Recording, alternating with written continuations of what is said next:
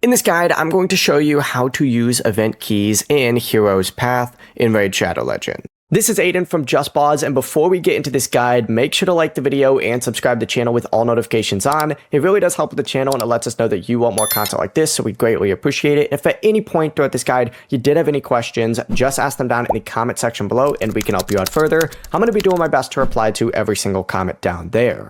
Now, starting off on the Bastion, you're going to need to open up the events menu right here, and you need to select the active Hero's Path event. This is usually the top event, and event keys are used to unlock block sections of the reward path. So first things first, earn hero coins just by completing activities listed in the event. Spend those coins to, of course, start unlocking these paths.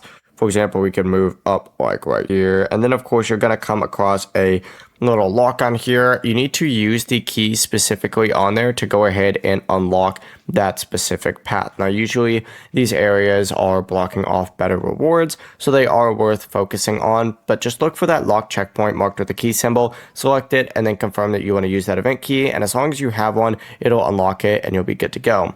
Then you can continue spending those hero coins on the rewards connected to that section. Make sure you are also checking a full reward map before using a key, because some specific routes are going to have better rewards for you personally. So make sure, of course, that you are doing this, and make sure you do use all of them because they cannot be saved for future events.